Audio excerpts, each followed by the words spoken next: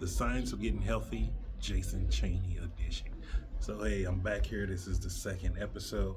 And if you just new and you just turned on this video, what I'm doing right now is I'm actually going back in time and explaining to you exactly how I became healthier. Like, there's one thing when you see the pictures, or if you hear what I'm talking about, or even, see the way I eat now, it doesn't really give people the true perspective of what it took for me to actually make a change.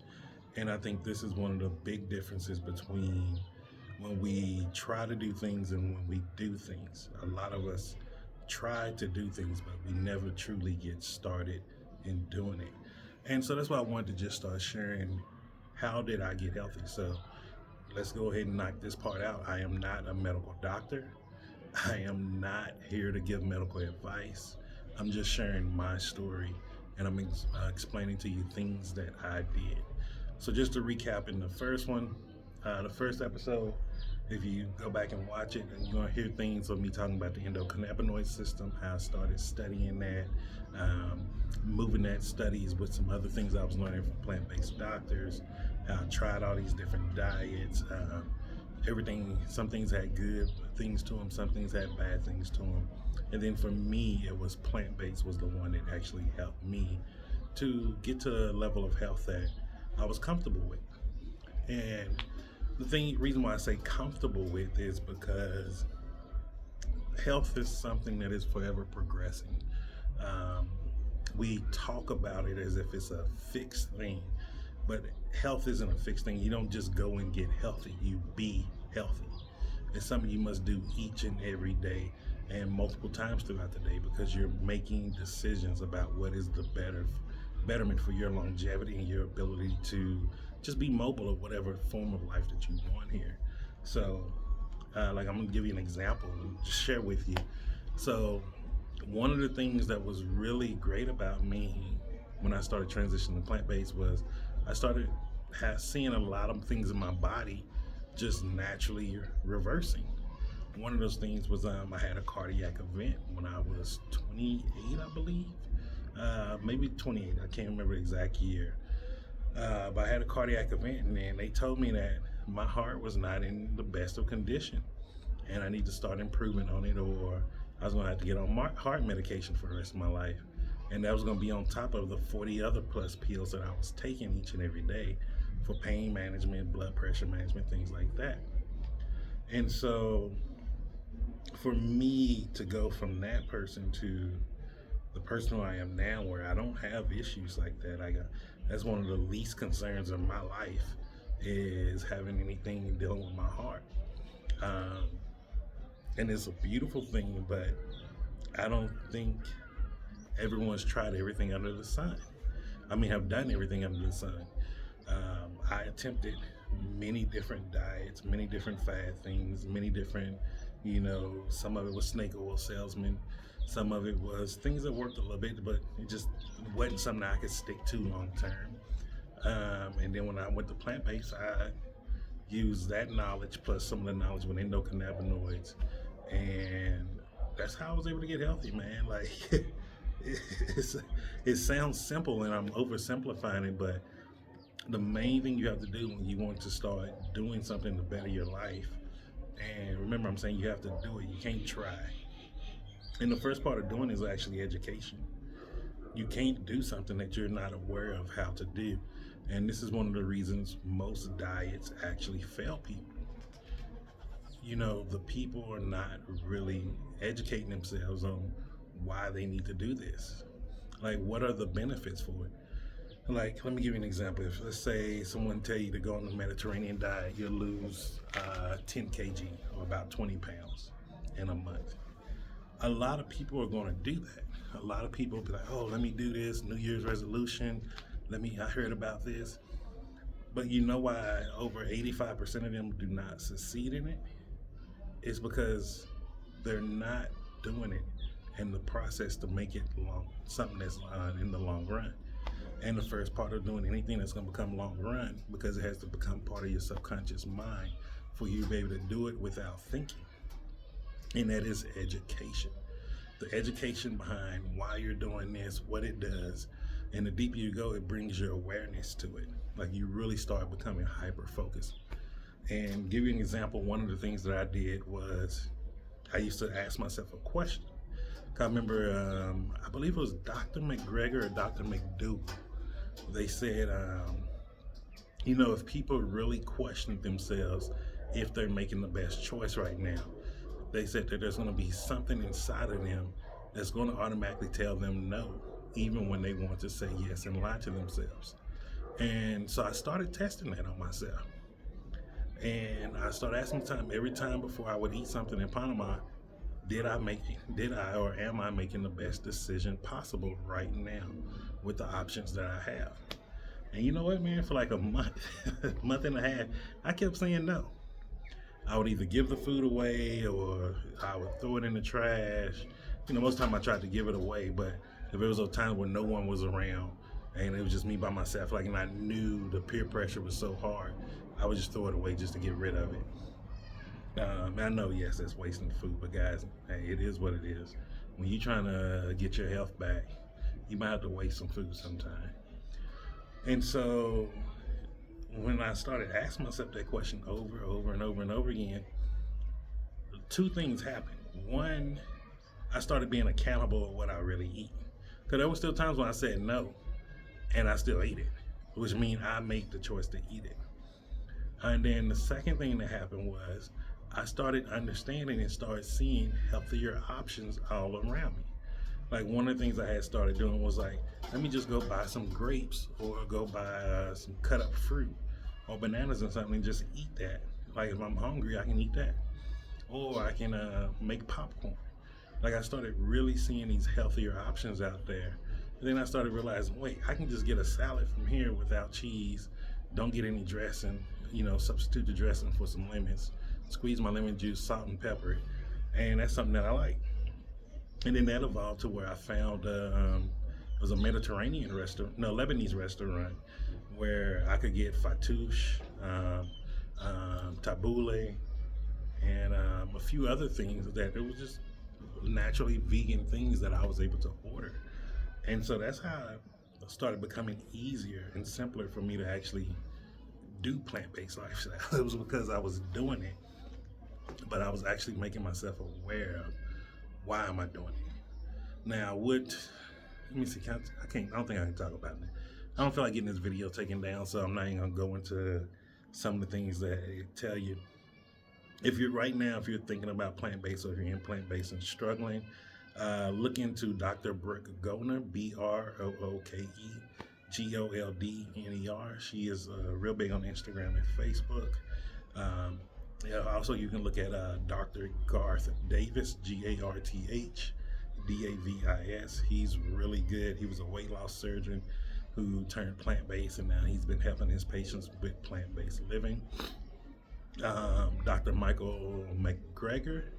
Is it McGregor? Yes, McGregor.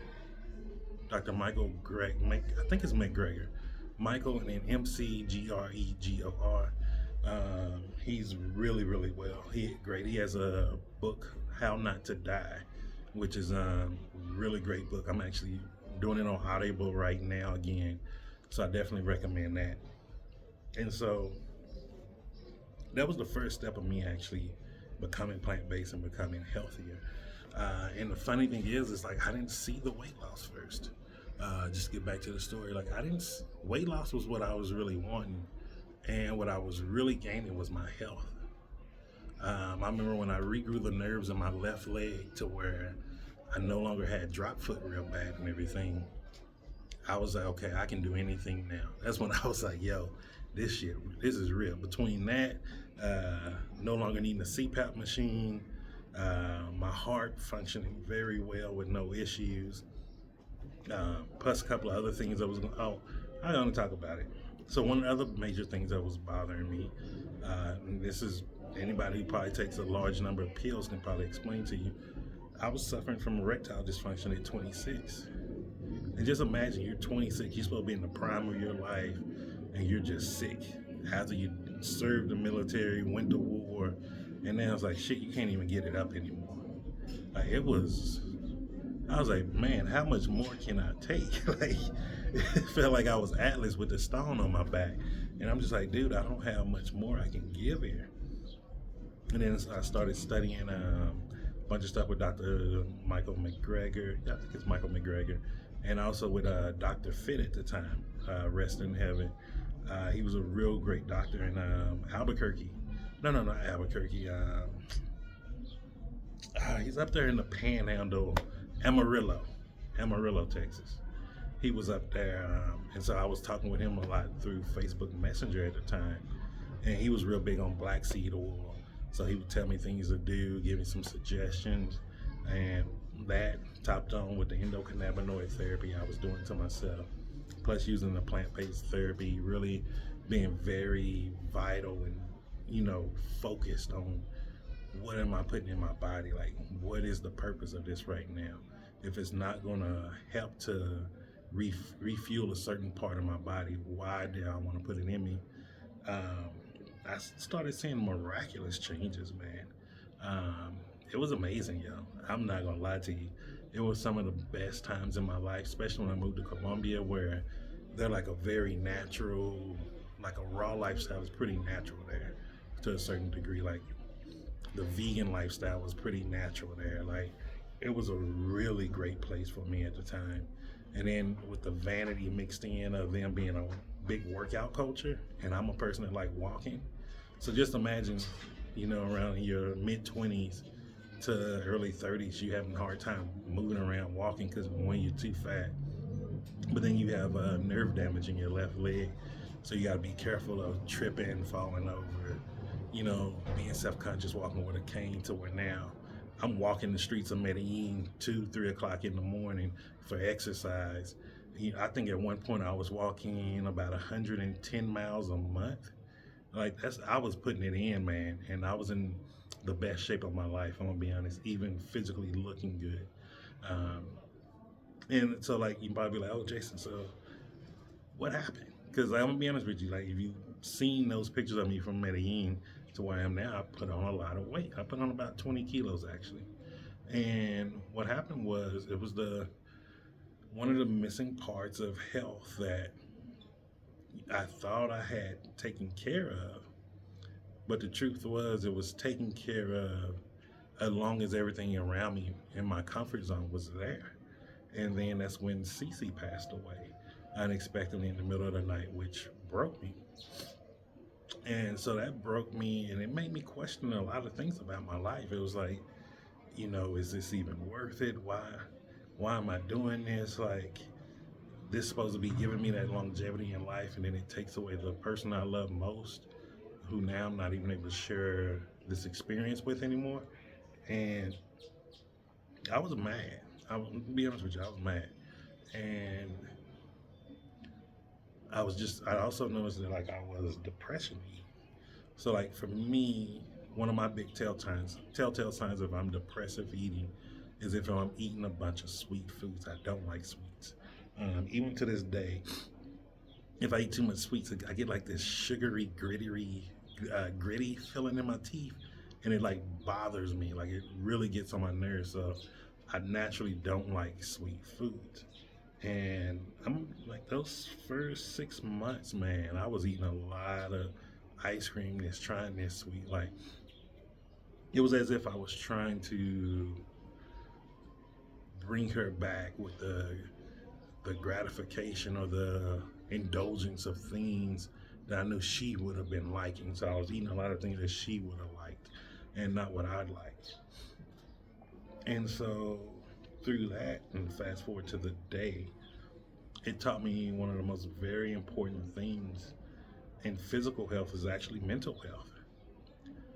You cannot physically be the healthiest until you're mentally at your healthiest. And what I mean by that is, you have to be selfish. Like, this is the thing that we're not taught. We're taught to be selfless, be selfless. The whole way the world programs us from birth to death is to be selfless, actually. Oh, turn down that promotion because you need to be at home with your kids. Oh, don't go here because you don't need to do it. You had a blessed life. Like all these little different things where, or how if you grew up with grandparents, it was like, oh, you need to be grateful for what you got. Quit wanting more. And that's being selfless. A selfish person will be like, look, I'm grateful for these things, but can I do better? Can I challenge myself more? That's selfishness. Um, and also, we have been taught that being egoic is wrong, or this ego state is this harmful thing, and it's not. Um, I know I said I wasn't going to get too much into this in the video one, but I'm touching to it on this one. To have a great physical health, especially if you're someone going from a sick state, to go to a better state of health, you have to become an egomaniac. And what I mean by that is you have to build the picture of who you want to be in your head, and you must become a manic type person around that image. Every single minute of the day that you're consciously awake, you need to be questioning, is this getting me closer to this picture? That is one of the missing ingredients, because we've been taught that egomaniacs are crazy, egotistical is a horrible thing. You don't want to be an egoic person. Ego is the enemy. Ego is not the enemy. Like, we've putting too much false identification on the ego when the ego is not the enemy. The ego is the image generator. That is what it is. It is the image generator, meaning the way you see yourself in your head, there's a picture. If you're able to become aware enough and see that picture, you will see that picture matches exactly who you are right now in this physical state. So if you want to change who you are, you have to change the picture. This is why most diets don't work. This is why most people cannot get healthy, because they're trying and not doing. You cannot try to change the image in the ego. You are the one in control. You must change that image. And this is where people have been taught wrong from a psychological point of view. And so really think about it. Last time you had any type of New Year's resolution, weight loss goal, financial goal, anything, what was the picture that you were seeing when times started getting rough? Because we've been taught to recall the pictures based off of negative emotions. That is just a quick hack to see, oh, this is what I was thinking. It's easy to bring up, to refill a negative emotion and bring back that picture. But we're not taught to love on those good moments. So we have very little good moments inside of our image generator, which is the ego, and a lot of negative moments inside of that. And so because we don't have as many good ones, you must create new pictures there. And it sounds crazy, I know, but if you listen to Dr. Joe Dispenza, all of these different people, this is what they're talking about. The only thing is we have been labeling the ego with the wrong characteristics. The way we label the ego, we're actually talking about the identity. The identity is a set of paradigms of how we describe and hold on to ourself. Meaning these are our beliefs. Anything you have a diehard belief in, that is your identity. Like if it's man, woman, black, white, Asian, like whatever those are, Christian, Muslim, Buddhist, all of those are identities. At the end of the day, you're a soul having a human experience. So each time you put a new identity on you, you're disconnecting from who you really are. And so really think about this for a second. I know this one sounds crazy here, but I'm telling you, like, once you start letting go of identities, the ego can reign free. If you look at babies and young kids, especially toddlers, they're always looking at something, and you can tell in their mind that you can see their brain moving. They're creating an image. You can see the ego work perfectly in children, especially as long as they're under 7, because once they hit about 6, 7, they have so many identities that have been attached to them that they're holding to true, that their ego and their imagination actually starts to slow down drastically. On top of them being taught, this is how you do things, this is the right way, this is the wrong way, from using the punishment system. And so if you watch the kid and you see that, that is the actual ego. The ego generates images. It's the like the hologram in your mind. That's generating the image. That is the actual ego. It's moving one form of energy to another form of energy from spiritual to the actual physical plane, which is where we see it. And so once I started realizing that, I started doing almost an ego hack where I was just telling myself, this is the size I am. This is the clothes I'm wearing. This is this. This is this. And I would write it down every day. I would read it every night before I go to bed. And what started happening is I started seeing the pictures of myself in that state. And then slowly, about 6-7 months later, after I stopped suffering from a lot of the ailments I had, the body physically started moving to where it needed to be, where I wanted it to, I desired it to be. And it was crazy, man. It was crazy, yo. But it was a great experience. And now, having to go back through it again, I'm really annoyed by it, I'm gonna be honest with you, but I'm also excited by it also, because it's not like I don't know what to do. It's recalling that information. And this is why I say mental health is the first part of changing your life, because this physical life is going to always throw hurdles to you. There's always going to be things that may dip you down.